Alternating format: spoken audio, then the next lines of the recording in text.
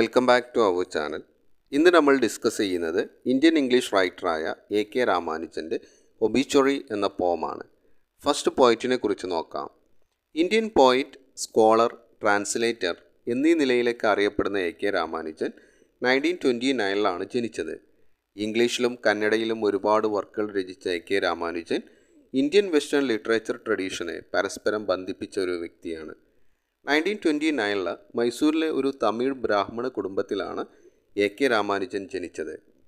ഭാഷാ പഠനം, folklore, cultural studies തുടങ്ങിയവയിൽ അദ്ദേഹത്തിന് താല്പര്യമുണ്ടായിരുന്നു. US ചിക്കാഗോ യൂണിവേഴ്സിറ്റിയിൽ പ്രൊഫസറായി അദ്ദേഹം ജോലി ചെയ്തിട്ടുണ്ട്. ലിംഗ്വിസ്റ്റിക് ആൻഡ് ദ്രവീഡിയൻ സ്റ്റഡീസിലെ പ്രൊഫസറായിരുന്നു അദ്ദേഹം. Identity, family, tradition, cultural conflict തുടങ്ങിയ തീമുകൾ അദ്ദേഹത്തിൻ്റെ രചനയിൽ നമുക്ക് കാണാൻ സാധിക്കും. ഒരുപാട് തമിഴ്, കന്നഡ വർക്കുകൾ അദ്ദേഹം ഇംഗ്ലീഷിലേക്ക് ട്രാൻസ്ലേറ്റ് ചെയ്തിട്ടുണ്ട്. അതിലൂടെ ഗ്ലോബൽ ഓഡിയൻസിന് ഇന്ത്യൻ ഭാഷാ സാഹിത്യങ്ങൾ അദ്ദേഹം പരിചയപ്പെടുത്തി. ക്രോസ് കൾച്ചറൽ ഇൻസൈറ്റും ഇമോഷണൽ സ്റ്റെബിലിറ്റിയും ഇൻ്റലക്ച്വൽ ഡെപ്തുമെല്ലാം അദ്ദേഹത്തിൻ്റെ വർക്കുകളുടെ പ്രത്യേകതയാണ്. അദ്ദേഹത്തിൻ്റെ പ്രധാന വർക്കുകളാണ് 1966 the striders, 1971 relations, second sight that is in 1986, selected poems that is in 1995.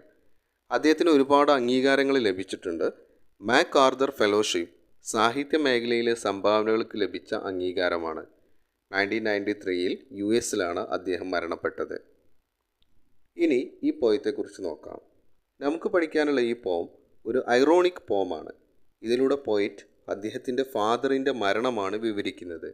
ഒബീച്വറി means മരണവുമായി ബന്ധപ്പെട്ട് ന്യൂസ് പേപ്പറിൽ വരുന്ന ചെറിയ അറിയിപ്പാണ്. ഇതിൽ മരിച്ച ആളുടെ പേര്, ഡീറ്റെയിൽസ്, അയാളുടെ ജീവിതകാല നേട്ടങ്ങൾ, അച്ചീവ്മെൻറ്റ്സ്, ഫാമിലി ഡീറ്റെയിൽസ് തുടങ്ങിയവയെല്ലാം ഉൾപ്പെടുത്താറുണ്ട്. സോ പോയിറ്റ് അദ്ദേഹത്തിൻ്റെ ഫാദർ മരണപ്പെട്ടതിന് ശേഷം ഒരു ന്യൂസ് പേപ്പറിൽ വരുന്ന ഒബീച്വറിയെക്കുറിച്ചാണ് ഈ പോയത്തിലൂടെ വിവരിക്കുന്നത്. ഫാദറിൻ്റെ ജീവിതകാലത്തെ നേട്ടങ്ങളും അദ്ദേഹം ബാക്കി വെച്ചു പോയ കാര്യങ്ങളൊക്കെ ഇതിൽ വിവരിക്കുന്നു. ഐറണി, ക്രിറ്റിസിസം, ഇമോഷണൽ കോംപ്ലക്സിറ്റി എന്നിവയെല്ലാം ഈ പോയത്തിൽ നമുക്ക് കാണാൻ സാധിക്കും. ഫാദറിൻ്റെ മരണത്തെ ഗ്ലോറിഫൈ ചെയ്യാതെ അതിനെ സെറ്റേറിക്കലിയാണ് പോയിറ്റ് കൺസിഡർ ചെയ്യുന്നത്. മാത്രമല്ല മരണത്തിൽ യാതൊരു ദുഃഖവും ഇല്ലാത്ത പോലെയാണ് പോയിറ്റ് വിവരിക്കുന്നത്. ഫാദറിൻ്റെ മരണത്തിന് ശേഷം അദ്ദേഹം ബാക്കി വെച്ച ബാധ്യതകളാണ് പോയിറ്റ് വിവരിക്കുന്നത്. അതിൽ ഫിനാൻഷ്യൽ ആൻഡ് ഇമോഷണൽ ബേർഡൻസ് ഉൾപ്പെടുന്നു. മരണവുമായി ബന്ധപ്പെട്ടുള്ള സൊസൈറ്റൽ എക്സ്പെക്റ്റേഷനും ട്രഡീഷണൽ റിച്വൽസിനെയും ഈ പോയം വിമർശിക്കുന്നു. ഒരുപാട് ഇമേജുകൾ ഈ പോയത്തിൽ നമുക്ക് കാണാൻ സാധിക്കും. സിമ്പിൾ ലാംഗ്വേജ് ആണ് പോയിറ്റ് ഈ പോയത്തിൽ ഉപയോഗിച്ചിട്ടുള്ളത്. ബട്ട് അതിന് ഒരുപാട് ഡീപ്പർ മീനിങ് റീഡേഴ്സിൽ ഉണർത്താൻ സാധിക്കും. ഈ പോയത്തിൻ്റെ സ്ട്രക്ചർ നോക്കുമ്പോൾ ഇതൊരു ഫ്രീ വേഴ്സ് പോമാണ്. സ്ട്രിക്റ്റ് റൈം സ്കീമൊന്നും ഈ പോയത്തിൽ നമുക്ക് കാണാൻ സാധിക്കില്ല. ഇതൊരു കോൺവെർസേഷണൽ ടോണിലാണ് ഇത് എഴുതിയിട്ടുള്ളത്. സിമ്പിൾ ലാംഗ്വേജ് ആണ് പോയത്തിൽ യൂസ് ചെയ്തിട്ടുള്ളത്. ഫാമിലി ലൈഫിലെ കോംപ്ലക്സിറ്റിയെയും ഒരു ഫാദറിൻ്റെ മരണം മകൻ എങ്ങനെ നോക്കിക്കാണുന്നു എന്നും ഈ പോയത്തിലൂടെ നമുക്ക് മനസ്സിലാക്കാം. ഇനി പോയത്തിൻ്റെ ഡീറ്റെയിൽഡ് അനാലിസിസ് നോക്കാം. Obituary by A.K. Ramanujan. Listen to first stanza. Father, when he passed on, left dust on a table of papers, left debts and daughters, a bedwetting grandson named by the toss of a coin after him. ഈ പോം പഠിക്കുന്ന സമയത്ത് നമ്മുടെ മൈൻഡിൽ ഉണ്ടാവേണ്ട ഒരു കാര്യമാണ്, ഇതിൽ എൻചാംമെൻറ്റ് എന്നുള്ള പോയറ്റിക് ഡിവൈസാണ് യൂസ് ചെയ്തിട്ടുള്ളത്. എൻചാംമെൻറ്റ് എന്ന് പറഞ്ഞാൽ എന്താ, ലൈൻസ് കണ്ടിന്യൂഷന് വേണ്ടിയിട്ട് മുറിച്ച് യൂസ് ചെയ്യുക. അതായത് ഒരു ലൈന് കംപ്ലീറ്റ് മീനിങ് അല്ല, അതിൻ്റെ ബാക്കിയാണ് അടുത്ത ലൈന് വരുന്നത്. ഇത് സ്റ്റാൻസ വൈസും കംപ്ലീറ്റ് മീനിങ് അല്ല, തൊട്ടടുത്ത സ്റ്റാൻസയിലൊക്കെ ഇതിൻ്റെ ബാക്കി ലൈൻസ് വരുന്നുണ്ട്. മീനിങ് കണ്ടിന്യൂഷൻ ആയിട്ടാണ് പോകുന്നത്. ഇത്തരത്തിലുള്ള പോയറ്റിക് ഡിവൈസ് എൻചാംമെൻറ്റ് യൂസ് ചെയ്യുന്നത് എന്തിനാണെന്ന് വെച്ചാൽ ഒരു കോൺവെർസേഷണൽ ടോണും റിയൽ ലൈഫ് എക്സ്പീരിയൻസ് കിട്ടാൻ വേണ്ടിയിട്ടാണ്. സോ അതുകൊണ്ട് തന്നെ ശ്രദ്ധിക്കുക, ഫസ്റ്റ് ലൈൻ്റെ ബാക്കിയാണ് തൊട്ടടുത്ത ലൈനിൽ വരുന്നത്. ഫാദർ, പോയിട്ട് നമ്മൾ നേരത്തെ പറഞ്ഞിരുന്നു ഈ പോം എന്ന് പറയുന്നത് എന്താണ്, പോയിറ്റിൻ്റെ ഫാദറിൻ്റെ മരണവുമായി ബന്ധപ്പെട്ടാണ് പറയുന്നത്. Father when he passed on means എന്താ, ഫാദർ വാസ് ഡൈഡ്, ഫാദർ മരണപ്പെട്ടു. ഫാദർ മരണപ്പെട്ടു പോകുന്ന സമയത്ത് അദ്ദേഹം ബാക്കി വെക്കുന്ന ബാധ്യതകൾ എന്താ, അതാണ് പറയുന്നത്. ലെഫ്റ്റ്, അദ്ദേഹം ബാക്കി വെച്ചത് എന്താ, dust on A table of papers, ഒരു ടേബിളിൽ കുറച്ച് പൊടി പിടിച്ച പേപ്പേഴ്സാണ്. അപ്പോൾ ഇതിൽ നിന്ന് നമുക്ക് എന്ത് മനസ്സിലാവും? ഫാദർ കാര്യമായിട്ടൊന്നും ചെയ്തിട്ടില്ല. ഇതിനൊരുപാട് സിമ്പിൾസ് യൂസ് ചെയ്യുന്നുണ്ട്. ഇതുകൊണ്ട് എന്താ ഉദ്ദേശിക്കുന്നത്? ഫാദർ പൊടി പിടിച്ച പേപ്പർ എന്ന് ഉദ്ദേശിക്കുന്നത് എന്താ? ഫാദർ ജീവിതകാലത്ത് കാര്യമായിട്ട് നേട്ടങ്ങളൊന്നും ഉണ്ടാക്കിയിട്ടില്ല അല്ലേ? അപ്പോൾ അദ്ദേഹം ബാക്കി വെച്ച് കുറച്ച് പൊടി പിടിച്ച പേപ്പേഴ്സാണ്. പിന്നെന്താ? ലെഫ്റ്റ് ഡെപ്റ്റ്സ്, അദ്ദേഹത്തിന് ഒരുപാട് ഡെപ്റ്റുകളുണ്ട്, കടങ്ങളുണ്ട്. ആൻഡ് ഡോട്ടേഴ്സ്, പിന്നെന്താ? പെൺമക്കളുണ്ട്. അവിടെ ഉദ്ദേശിക്കുന്നത് എന്താ? ഇന്ത്യൻ കൺസെപ്റ്റിലെ പെൺകുട്ടികൾ ഓൾഡൻ ഡേയ്സിൽ കേട്ടോ, പഴയ കാലത്ത് ഇന്ത്യൻ ഒരു കുടുംബത്തിൽ പെൺകുട്ടികൾ എന്ന് പറഞ്ഞാൽ എന്താ? കുടുംബത്തിന് ബാധ്യത ആയിട്ടാണ് കണക്കാക്കിയിരുന്നത്. അപ്പോൾ ഫാദർ മരിക്കുന്ന സമയത്ത് ഫാദർ കുറച്ച് കടങ്ങളും പെൺമക്കളെയാണ് ബാക്കി വെച്ചത്. ഈ ബാധ്യതയ്ക്ക് ആര് ഏറ്റെടുക്കണം? മകനെ ഏറ്റെടുക്കണം. അതാണ് പറയുന്നത് ഡെബ്സ് ആൻഡ് ഡോട്ടേഴ്സ്. ഫാദർ ബാക്കി വെച്ചത് കുറച്ച് പേപ്പേഴ്സാണ്. ആ പേപ്പേഴ്സിൻ്റെ പ്രത്യേകത ഡസ്റ്റ് അല്ലെ, പൊടി പിടിച്ച്, അതായത് യാതൊരു യൂസും ഇല്ല. ഫാദർ കാര്യമായിട്ട് സമ്പാദിച്ചിട്ടില്ല, വേറെ നേട്ടങ്ങളൊന്നും ഉണ്ടാക്കിയിട്ടില്ല, കടങ്ങളാണ് ബാക്കി വെച്ചത്, ഡോട്ടേഴ്സാണ്. പിന്നെയോ a bed wetting grandson അല്ലേ, ഈ പിന്നെ മരിച്ച ഫാദറിൻ്റെ ഗ്രാൻഡ് സണ്ണ്, അതായത് ഈ മകൻ്റെ മകൻ എന്താണ്? ബെഡ് വെറ്റിംഗ് അല്ലേ, അതായത് അവന് ബെഡ് വെറ്റിംഗ് അല്ലേ, കിടക്കിലേക്ക് മൂത്രമൊഴിക്കുന്ന, ഇത് വളരെ ചെറിയൊരു കുട്ടിയാണ്. Named by the toss of a coin after him. പഴയ കാലത്തൊക്കെ കുടുംബത്തിൽ എന്ത് ചെയ്യും? ഗ്രാൻഡ് സൺ ഉണ്ടാകുമ്പോൾ ആരുടെ പേരാണ്? ഗ്രാൻഡ് ഫാദറിൻ്റെ, മരിച്ച ഗ്രാൻഡ് ഫാദറിൻ്റെ പേരാണ് ഇടുക. അപ്പോൾ ഈ ഗ്രാൻഡ് സണ്ണ്, ബെഡ് വെറ്റിംഗ് ആയിട്ടുള്ള ഈ ഗ്രാൻഡ് സണ്ണിന് ഇട്ട പേര് ആരുടേതാ? ഈ ഗ്രാൻഡ് ഫാദറിൻ്റെ പേരാണ് അല്ലേ, നെയ്മഡ് ആഫ്റ്റർ ഹിം. അതെന്താണ് യൂസ് ചെയ്യുന്നത്? അവിടെ ഒരു ടേം യൂസ് ചെയ്യുന്നത് by the toss of a coin അല്ലേ, നമ്മളൊരു കോയിന് മുകളിലേക്ക് ഇട്ട് താഴേക്ക് വരുന്ന പോലെ, ഒരു അത്രയും ചാൻസ് ഇല്ല. കാരണം എന്താ? ഇത് ഇങ്ങനെ കാലങ്ങളായിട്ട് തുടർന്നുകൊണ്ടിരിക്കുന്ന ഒരു കാര്യമാണ്. പേരോ അതിൻ്റെ മീനിങ്ങോ അതിൻ്റെ ബാക്കി കാര്യങ്ങളൊന്നും മൈൻഡ് ചെയ്യുന്നില്ല. ദർ ഈസ് നോ ചാൻസ് അല്ലേ, അതായത് ഗ്രാൻഡ് ഫാദറിൻ്റെ പേരെന്താണോ അതിനെ ഗ്രാൻഡ് സണ്ണിന് ഇടാണ്. ഇനി എന്താ പറയുന്നത്? ഈ ഫാദർ ബാക്കി വെച്ചത് അടുത്ത സംഭവം എന്താ? എ ഹൗസ്, ഒരു വീട് ബാക്കി വെച്ചിട്ടുണ്ട്. പക്ഷേ ആ വീടിൻ്റെ കണ്ടീഷൻ എന്താ? That leaned slowly through our growing years on a bend coconut tree in the yard. അതായത് മുറ്റത്ത് യാർഡിൽ ഒരു കോക്കനട്ട് ട്രീ ഉണ്ട്, അതുപോലെ ചെരിഞ്ഞിട്ടുണ്ട്. അതായത് വീട് എന്താണ്? ഒരു ഗുഡ് കണ്ടീഷനിലല്ല അല്ലേ, വീട് തകരാനായിട്ടുണ്ട്. പിന്നെന്താ പറയുന്നത്? ബീയിങ് ദ ബേണിംഗ് ടൈപ്പ് അല്ലേ, അവിടെ ഒരു സെറ്റർ യൂസ് ചെയ്യാണ്. Being the burning type, this father was a burning type. അത് ഷോർട്ട് ടെമ്പേർഡ് ആണ്, പെട്ടെന്ന് ദേഷ്യം പിടിക്കുന്ന ആളായിരുന്നു.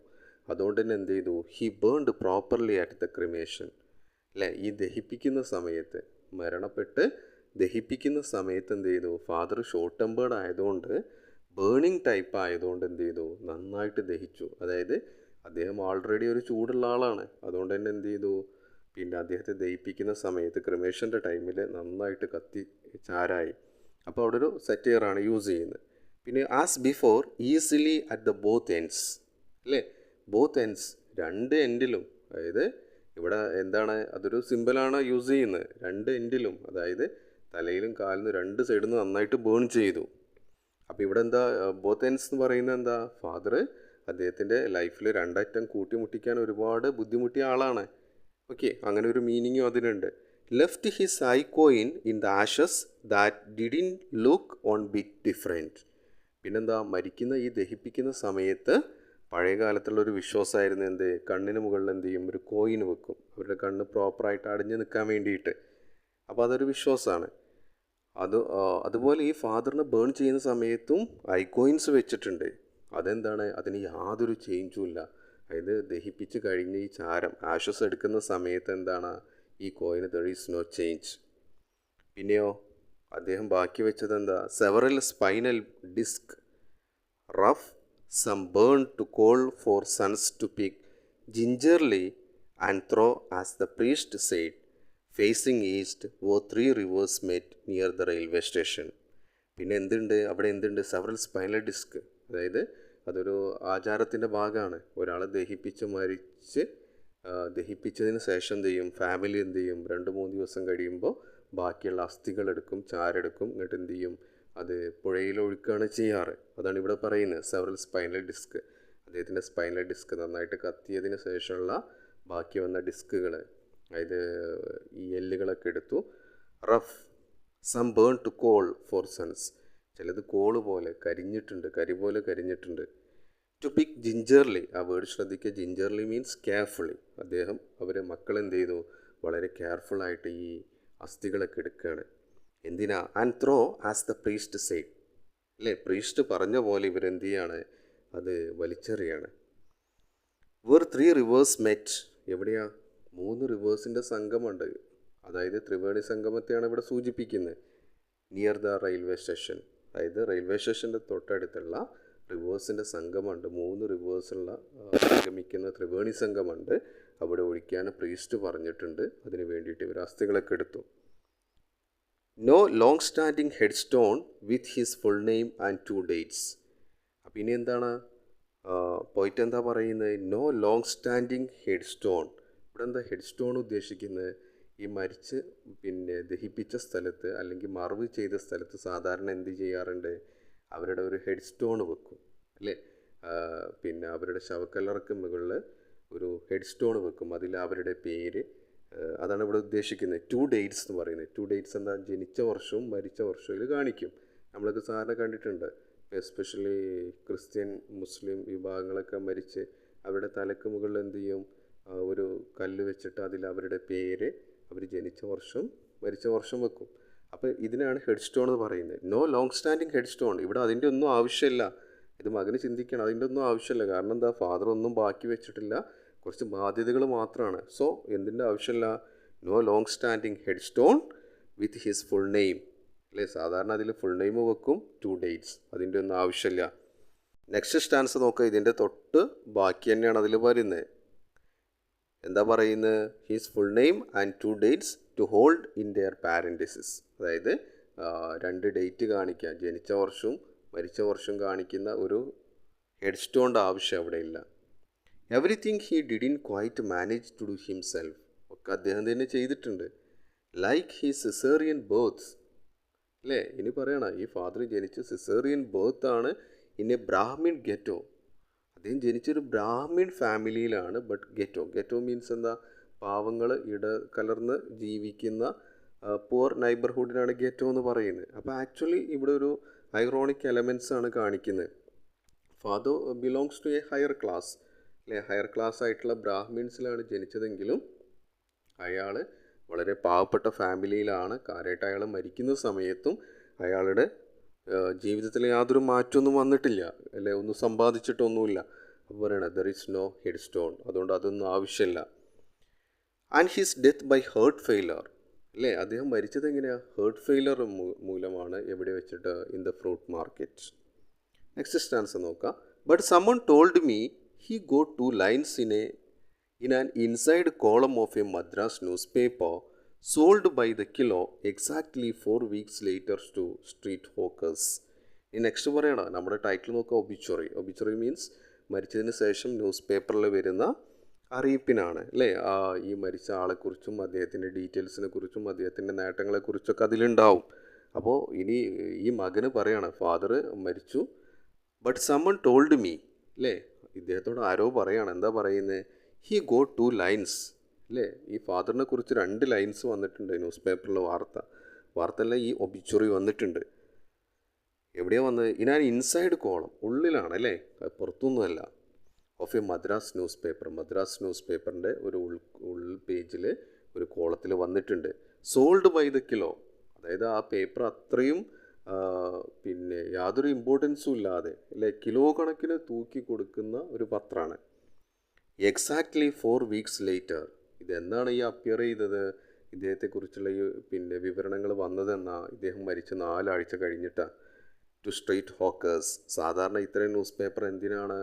സ്ട്രീറ്റ് ഹോക്കേഴ്സിനാണ് ഈ ന്യൂസ് പേപ്പേഴ്സ് കൊടുക്കുക. അതായത് വില കുറഞ്ഞ ന്യൂസ് പേപ്പർ അടിക്കും, എന്നിട്ട് എന്ത് ചെയ്യും? സ്ട്രീറ്റിൽ ഈ കച്ചവടം ചെയ്യുന്ന ആൾക്കാർക്ക് പൊതിഞ്ഞു കൊടുക്കാനും മറ്റൊക്കെ യൂസ് ചെയ്യുന്ന പത്രമാണ്.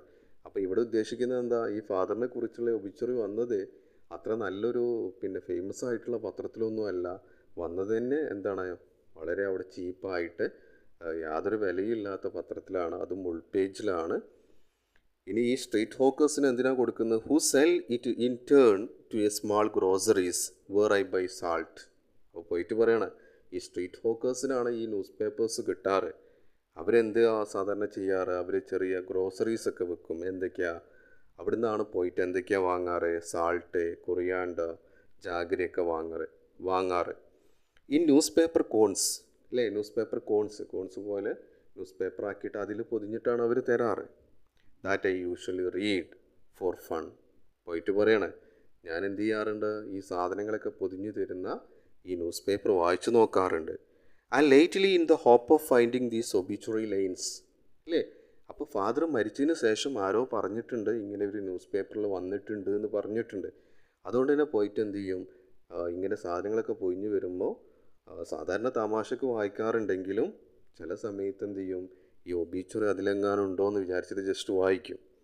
ഇനി പറയണേ, ആൻഡ് ഹി ലെഫ്റ്റ് അസ്, ഈ ഫാദർ ആകെ ബാക്കി വെച്ചത് എന്തുമാത്രം, എ ചേഞ്ച്ഡ് മദർ അല്ലേ. എ ചേഞ്ച്ഡ് മദർ എന്ന് പറയുന്നത് എന്താ, ഇവിടെ ഫാദർ മരിച്ചു, അതോടുകൂടി മദർ ഇമോഷണലി ആയിട്ടും ഫിസിക്കലി ആയിട്ടും മദറിന് ഒരുപാട് ചേഞ്ചസ് വരും അല്ലേ. അങ്ങനെ ചേഞ്ച്ഡ് മദറിനെയും ബാക്കി വെച്ചു. And more than on annual ritual അല്ലേ, എല്ലാ വർഷമുള്ള ഒരു ആചാരവും. അതായത് സാധാരണ നമ്മൾ മരിച്ചാൽ ചരമവാർഷികം കഴിക്കാറുണ്ട് എല്ലാ വർഷവും അല്ലേ. അപ്പോൾ ഈ ഫാദർ ആകെ ബാക്കി വെച്ചത് സമ്പാദ്യം ഒന്നുമില്ല, ബാധ്യതകളാണ്. പുറമെ ആകെ ബാക്കി വെച്ചത് എന്തുമാത്രം, സിമ്പിളായിട്ട് പറയുകയാണെങ്കിൽ A changed mother and on annual ritual. So ഇതൊരു ഐറോണിക്കൽ പോമാണ്, ഒരുപാട് സിമ്പിൾസ് ഉണ്ട് ഇതിലൂടെ. ഇന്ത്യൻ സൊസൈറ്റിയുടെയും അതേപോലെ ഒരു ഫാദറിൻ്റെ മരണം മകൻ എങ്ങനെയാണ് കാണുന്നത് എന്നും ഇതിലൂടെ കാണിക്കുന്നു. ഒരുപാട് സറ്റാറിക്കൽ എലമെൻറ്റും ഐറണി ഒക്കെയുള്ള ഒരു പോമാണ്. നിങ്ങൾക്ക് ഈ ക്ലാസ് യൂസ്ഫുൾ ആയി എന്ന് വിശ്വസിക്കുന്നു. നിങ്ങളുടെ അഭിപ്രായങ്ങൾ കമൻറ്റ് ചെയ്യുക, വീഡിയോ ലൈക്ക് ചെയ്യുക. Thank you all.